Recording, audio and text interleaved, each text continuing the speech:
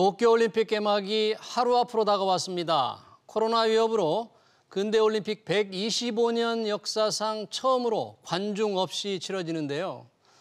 스폰서 기업들의 불참, 그리고 외국 정상들의 외면으로 초라한 올림픽이라는 불명예를 안게 됐죠. 경제적 피해도 적지 않을 텐데요. 김도균 경희대학교 체육대학원 교수 모시고 도쿄올림픽의 경제적 명암을 짚어보겠습니다. 김 교수는 한국체육학회장도 맡고 계십니다. 교수님 어서 오십시오. 네, 반갑습니다. 안녕하세요. 반갑습니다. 네, 도쿄올림픽 개막 내일이라고 하는데 하는지 안 하는지 피부로 잘 와닿지 않습니다. 네. 아무래도 이번 올림픽이 사상 첫 번째로 연기가 됐고 또 도쿄에서는 이번 이제 두 번째 개최되는 올림픽이죠. 네.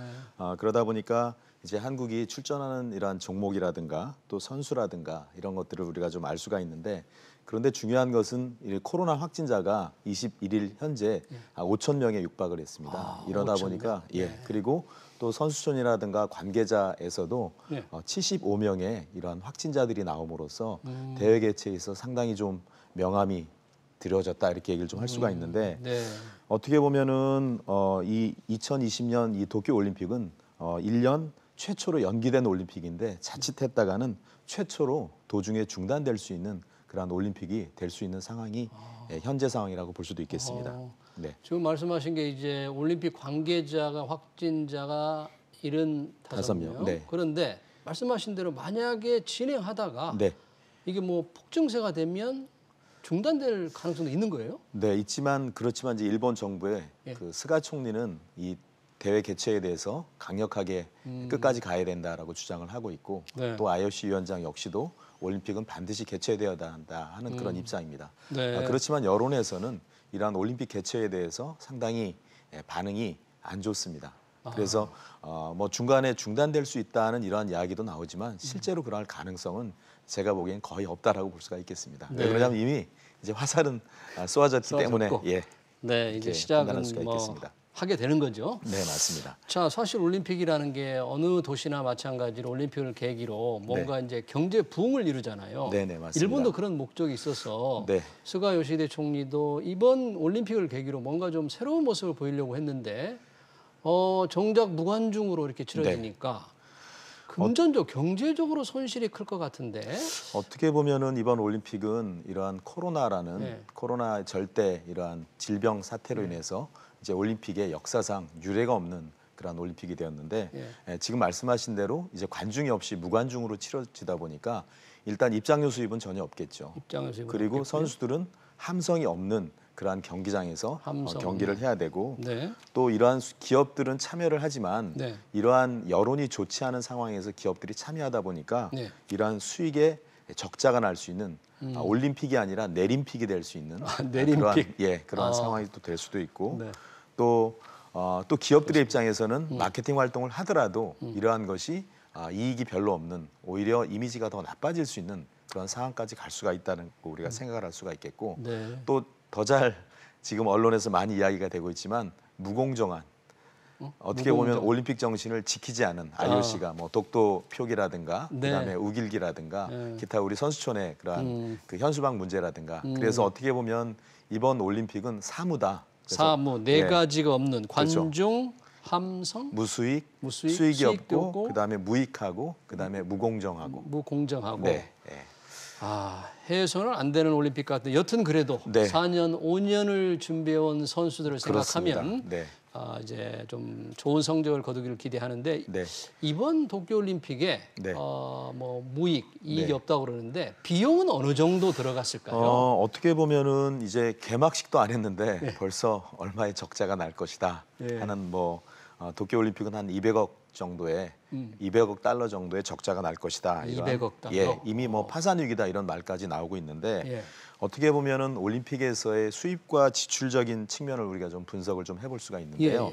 우선 수입이라는 것은 입장권 판매라든가 또 기업 후원금이라든가 또 파트너 기업 후원금, 그리고 IOC에서 주는 후원금, 그리고 정부 지원과 라이센스 사업을 통해서 만들어지는 것들이 수입이 될 수가 있고, 또 지출을 한다는 것은 여러 가지 경기장을 건설하기 위한 그런 또 정보통신이라든가 또 자원봉사자, 뭐 그다음에 로열티를 지급한다거나 예. 또 수송이나 숙박이나 기타 개폐식, 성화봉송 이런 것에 대한 지출이 많이 들어갑니다. 예.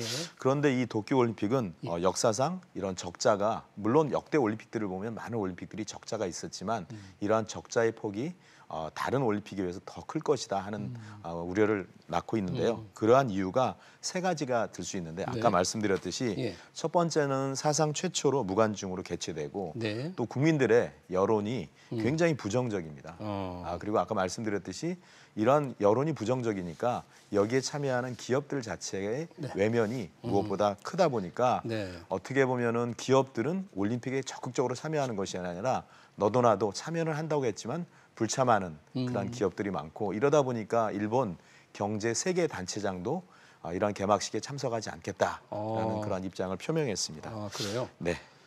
비용은 그러면 아까 지출과 수입을 말씀해 주셨는데 대체로 지출 측면에서 네. 비용이 측면이 되겠는데 네. 어느 정도 이번에 들었습니까? 우선 이 올림픽의 개최 비용을 보면 2020년 기존의 개최 비용은 유치 당시에는 한 74억 달러로 그렇게 예상을 했습니다. 네. 그런데 실제로 이제 공사를 하고 하다 보니까 154억 달러가 들어갔고 예. 또 여기에 추가로 예. 올림픽 경기장이라든가 이런 올림픽 관련한 시설에 예. 개보수가 들어감으로써 70억 달러가 추가됐습니다. 그래서 초기에 예상했던 것보다 3배 이상의 예. 그런 금액이 더 들어가는 그런 상황이 되었고 그래서 어떻게 보면 이러한 도쿄올림픽을 시나리오별로 예. 만약에 도쿄올림픽이 취소되거나 예. 또 무관중으로 이러한 대회를 강행했을 때에 대한 여러 가지 경제적인 그런 분석들이 나오고 있습니다. 그래서 뭐 취소가 될 경우에는 뭐 1조 8,108억 원, 네. 8억 엔이죠. 네. 그리고 무관중으로 강행했을 때는 1,468억 엔 정도가 손실이 나는 그런 예. 발표를 한 바가 있습니다. 그렇군요. 그러니까 네. 비용만 해서 말씀해 주신 대로 보면 비용이 한 200억 달러, 네. 우리 돈으로 하면 한 3조 원 정도가 될 것 맞습니다. 같은데 네. 아까 말씀하신 대로 무관중, 네. 그러니까 티켓 수입도 없기 때문에 네. 손해가 이제 막심하잖아요. 네. 어떻게 보면 평창올림픽 같은 경우가 한 14조가 들었는데 예. 이 도쿄는 훨씬 더 많이 그러니까요. 금액이 들어간다라고 우리가 볼 수가 있겠습니다. 네. 그러니까 말씀해 주실 때 일본의 경제단체장, 세계의 주요 경제단체장도 참석을 안 할 정도로 기업들이 이제 외면한다. 그렇습니다. 그렇잖아요. 근데 이제 올림픽이라면 항상 주요 스폰서 기업이 있지 않습니까? 네네, 맞습니다. 돈을 가장 많이 내는. 네. 지금 일본 기업을 비롯해서 세계적으로 어떤 기업들이 주요 스폰서 기업입니까? 어떻게 보면 이 올림픽에 참여하는 기업들은 상당히 세계적인 기업이다라고 할 수가 있는데 이 올림픽의 파트너는 4가지 단계로 구분이 되어 있습니다. 예. 우선 월드와이드 파트너가 있고요. 예. 이 월드와이드 파트너는 전 세계를 대상으로 마케팅 활동을 할 수 있는 그러한 기업들입니다. 네. 그리고 골드 파트너가 있고 예. 그리고 올림픽 오피셜 파트너 그리고 오피셜 서포터가 있습니다. 네. 그래서 이 월드와이드 파트너는 총 14개의 14. 그러한 기업들이 있다라고 볼 수가 있는데 네. 재미난 것은 이 14개 기업 중에 미국 기업이 7개가 있고 네. 그다음에 일본 기업이 3개가 있습니다. 예. 그리고 중국과 프랑스와 스위스, 예. 그다음에 우리 한국에 삼성이 있죠. 삼성전자. 그래서 총 14개 기업이 전 세계를 대상으로 마케팅 활동을 펼친다라고 볼 수가 있는데 네. 그런데 중요한 것은 이러한 월드와이드 파트너 외에도 예. 이러한 골드 파트너나 올림픽 이러한 오피셜 파트너들이 있는데 예. 대부분의 기업이 골드나 오피셜 파트너나 이런 기업들은 대부분이 다 일본 기업입니다. 그래서 월드와이드 기업과 일본 기업이 이러한 올림픽을 통해서 자국의 기업을 전 세계에 홍보하고 알리는 그러한 홍보의 장터, 그다음에 비즈니스의 장터로 만드는데 어떻게 보면 이 코로나로 인해서 완전히 초상집 분위기가 되었다라고 할 수가 있겠죠. 네, 그러니까요. 그 교수님 말씀대로 뭐 거의 네. 초상집 분위기인데 말씀하신 대로 토요타, 네. 월드와이드 파트너인데 맞습니다. 뭐 광고권이 있지만 광고를 활용하지 않겠다. 네네. 왜 그러냐면은 지금 워낙 국민들의 예. 여론이나 올림픽 반대 의견이 높다 보니까 예. 이러한 잔치에 사실은 북치고 장구를 쳐야 되는데 글쎄요. 잘못 쳤다가는 오히려 그런 기업의 이미지가 훼손되기 때문에 네. 기존에서 그런 프로모션이나 여러 가지 마케팅 활동에서 한 발을 뺀 상태다라고 볼 수가 있고 예. 그 외에 뭐 NTT나 NEC 등 이러한 주요 기업들도 이러한 기존에 했던 그러한 아주 기본적인 것들만 광고를 하겠다라는 그러한 입장입니다. 예. 이러다 보니까 이러한 도쿄올림픽에 대한 국민들의 어떤 그 여론들이 이렇게 좋지가 않다는 겁니다. 사전에 한번 조사를 했는데요. 예. 뭐 취소했으면 좋겠다는 그런 여론도 43%나 되어서 그래요? 또 연기했으면 좋겠다 하는 그런 여론도 있었고요. 이러다 보니까 이 올림픽에 대한 국민들의 기대나 이런 것들이 완전히 사그라들었다라고 볼 수가 있겠습니다. 그렇군요. 어떻게 보면 제가 웃어야 될 일일지 참 사실 이러한 양국 관계가 올림픽으로 인해서 굉장히 좀 어려운 상황인데요.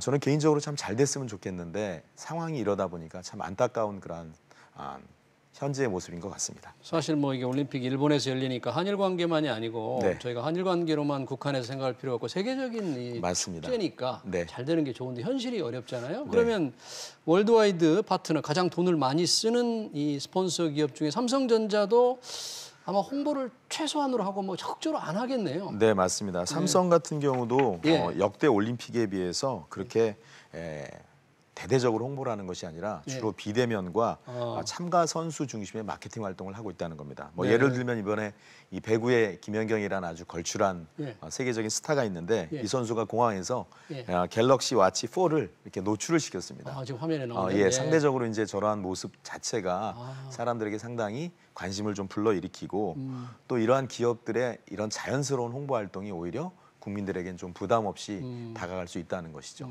그래서 이러한 삼성이나 기타 이러한 월드와이드 파트너들도 적극적인 것보다는 그냥 적당히 이번 올림픽은 넘어가는 그러한 분위기인 것 같습니다. 네. 그러니까 기업들이 적극적으로 홍보도 안 하기 때문에 이번 올림픽을 계기로 경제 부흥은커녕 일본 경제 아니면 글로벌 경제에 오히려 조금 후유증을 이런 초래할 그런 우려도 좀 있겠어요. 네, 맞습니다. 일본 경제 전체적으로 본다면 그런 걱정도 좀 있죠. 네, 어떻게 보면은 일본은 이러한 경제 부흥을 캐치프레이즈를 걸고 했는데 오히려 경제가 부흥하는 것이 아니라 올림픽을 통해서 경제가 더 하락할 수 있는. 그리고 실제로 이러한 올림픽을 개최했던 도시들이 개최 후에는 이러한 적자에 허덕이는 사례가 상당히 많이 있기 때문에 일본은 다른 개최 도시에 비해서 도쿄는 더 많은 그러한 고통이 있지 않을까 하는 생각을 좀 해봅니다. 그러면 앞선 올림픽 그런 개최지를 본다면 수익 면에서 손실이 가장 컸다거나 그래도 가장 경제적으로 잘했다거나 그런 사례는 어떤 게 있습니까? 우선 역대 이 하계 올림픽의 이런 손익계산서를 우리가 좀 본다면 뭐 시드니로부터 지난 2016년에 리우 올림픽까지 5개 올림픽을 우리가 얘기를 좀 할 수가 있는데 이 5개 올림픽이 다 적자입니다. 참 슬픈 얘기죠. 그러네요. 그렇지만 굳이 이 금액적인 적자라기보다는 이제 뭐 그 도시에 대한 홍보라든가 경제 진작의 효과라든가 기타 그러한 개최 도시가 누릴 수 있는 브랜드 효과적인 측면에서는 어쨌든 흥행을 했지만 우리가 말하는 머니를 계산, 돈을 직접적으로 계산해 봤을 때는 그러한 상당히 많은 손실이 있었다라고 할 수가 있는데 어떻게 보면 이제 가장 많은 적자를 기록한 것이 이제 리우. 리우는 여기 화면에서 보시면 한 150억 달러. 그다음에 뭐 런던도 상당히 많은 118억 달러의 적자를 기록을 했고 이러다 보니까 오히려 이러한 올림픽 개최가 상당히 개최적인 측면, 경제적인 측면에서는 마이너스가 아니냐라는 말도 있지만 근데 아시다시피 차기 올림픽 개최지에 대한 경쟁이 치열한 것을 보면 굳이 돈만 가지고 이런 평가를 하기에는 한계가 있다라고 볼 수가 있고 또 이렇게 적자를 봤지만 사실 또 흑자를 내는 그러한 올림픽도 있는데 그 대표적인 데가 그 노르웨이의 릴레하메르 1994년도에 개최를 했는데요.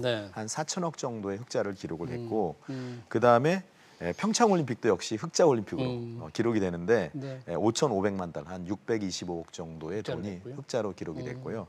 그래서 어떻게 보면은 그 외에도 뭐 LA 올림픽이라든가 또 1996년 애틀란타 올림픽이라든가 그러니까 어떻게 보면 미국 같은 나라가 상당히 경제적으로 올림픽을 해서 흑자를 냈다라고 좀 얘기를 할 수가 있겠습니다.